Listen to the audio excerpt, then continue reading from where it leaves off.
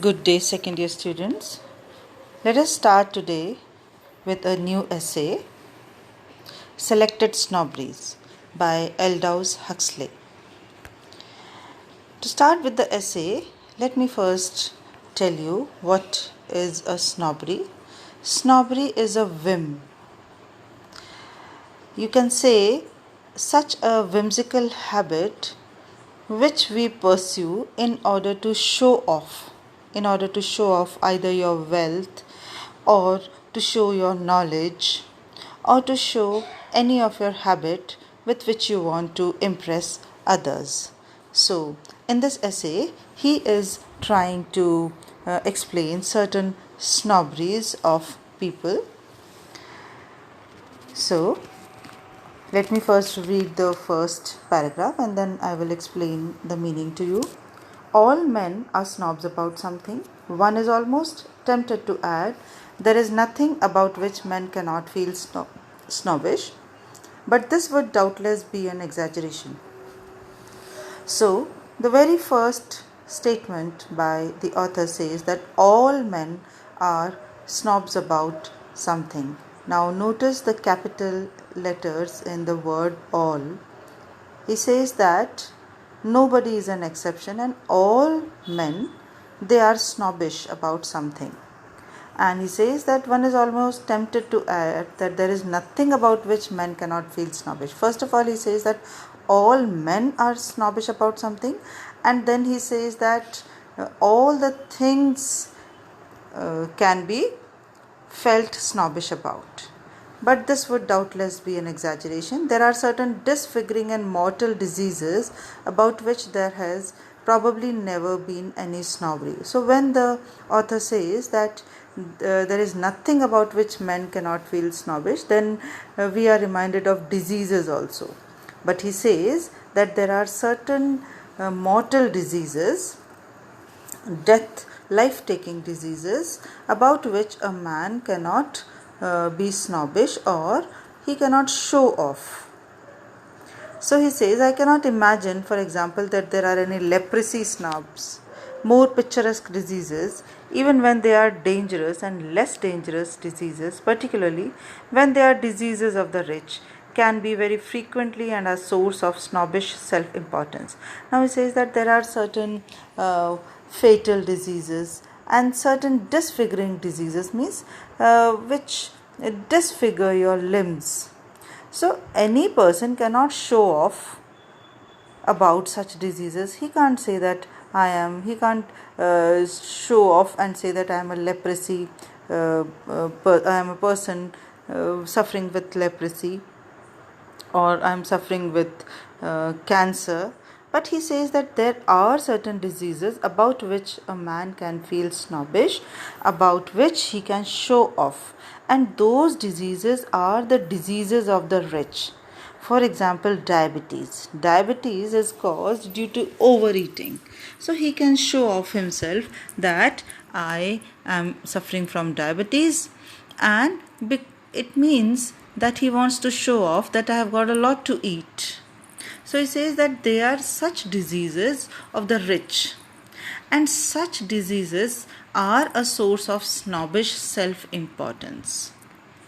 Then he says, I have met certain adolescent consumption snobs who thought that it would be romantic to fade away in the flower of youth like Keats or marry Bashkirtseff. Now you see, he says that there are consumption snobs. Consumption means TB, people suffering from TB. And because Keats, the great poet, or Mary Bashkirtseff, she also suffered with consumption. So such people feel proud of having such a disease. But remember, only in the initial stages. Why? Because they say that I am suffering with the same disease with which Keats suffered. Alas, the final stages of the consumption fading are generally a good deal less romantic than these ingenuous young tuberculosis snobs seem to imagine. But initially they can say that I am suffering with the same disease with which Keats suffered, but when they actually bear the consequences of the later stages of consumption or TB, then they can no more be snobbish. So, to anyone who has actually witnessed these final stages, the complacent poeticizings of these adolescents must seem as exasperating as they are profoundly pathetic. So, he says that a person who has practically suffered the deadly effects of TB, he can't show off himself that I am suffering from TB. People can show off that I am suffering from diabetes. Why? Because diabetes is considered to be diabetes and obesity. Obesity means when a person is fat. So these two are the diseases of the rich. So indirectly he shows off his richness. But such diseases, such fatal and life-taking diseases as tuberculosis, can't be a source of self-importance, can't be a source of showing off. So in the case of those commoner disease snobs whose claim to distinction is that they suffer from one of the maladies of the rich, exasperation is not tempered by very much sympathy. So naturally we can't sympathize with such a person who shows off that I am suffering with diabetes. We won't sympathize with such a person. We will say, why did you eat so much? Or why didn't you take care of yourself that you are suffering with diabetes? But we can sympathize with those people who are suffering with some serious or fatal disease. Now the next paragraph says, people who possess sufficient leisure, sufficient wealth, and not to mention sufficient health, go travelling from spa to spa, from doctor to fashionable doctor in search of cures from problematical diseases which, in so far as they exist at all, probably have their source in overeating. Now he says that why do people show off, or how do people show off their diseases? That they change their doctors. They have sufficient leisure, means they've got a lot of time, they've got a lot of money to waste, and they've got health, means they've got energy. Why? They go from one place to another place, from spa to spa and the medical health care center, and they change doctors very often. Why? Because they think that they are suffering with some problematical disease, and in this way they show off their riches. That see, I can afford to travel from one place to another place, I can afford to change doctors, I can afford to go to spa. So he says that, but what is the source of their disease? The source lies in overeating. If they stop overeating, they need not go for a travel, they need not change doctors, and they need not go from one spa to another spa. So such people, they can't expect us that we will have pity on them. Why? Because we will say that no need to travel a lot, no need to change your doctors, no need to go from one spa to another spa. The only need is that you should eat less and have more exercise. But people show off in diseases also, and it is very humorous. Now he says, disease snobbery is only one out of great multitude of snobberies, of which now some, now others take pride place in general esteem.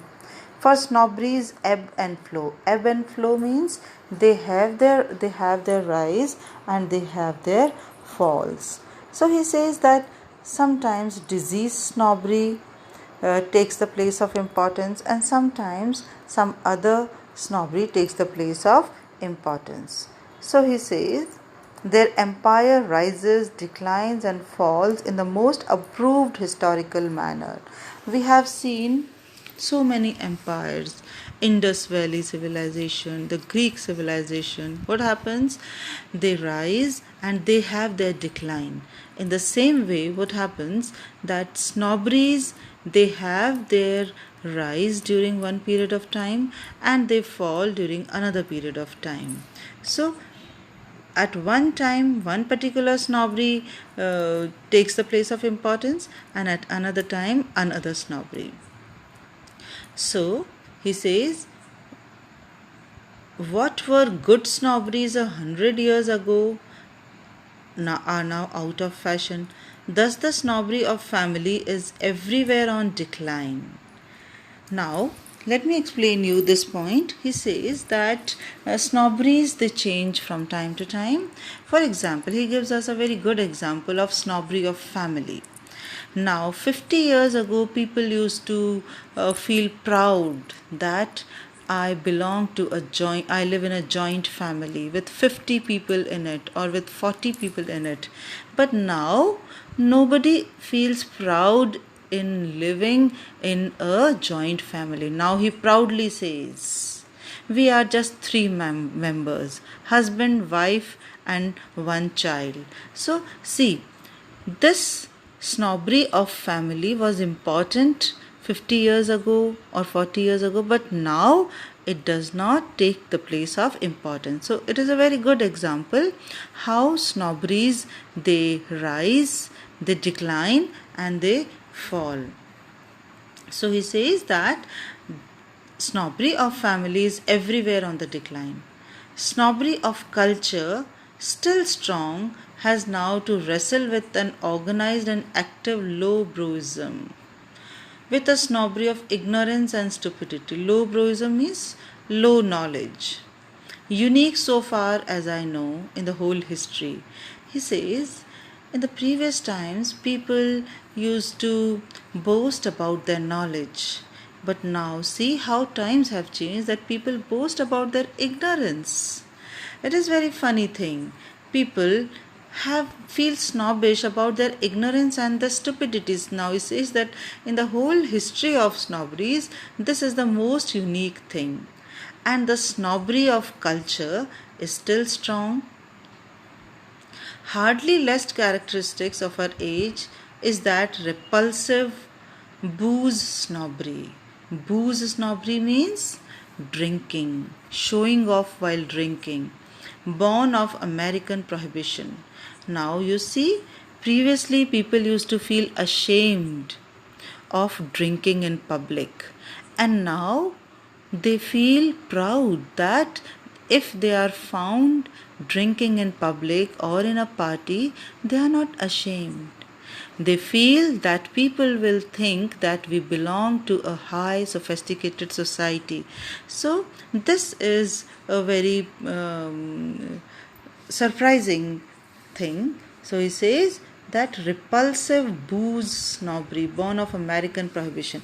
America prohibited wine, and people used to show off that, see, despite the prohibition, we are drinking. So that became an issue of showing off. The malefic influences of this snobbery are rapidly spreading all over the world. Now he says that all over the world people are drinking in public, and people of all ages and men and women, both, they are now no longer ashamed of drinking or of being found drinking, but they feel snobbish about it. They feel that they are showing off their wealth, and they are also showing off their belonging to the high society.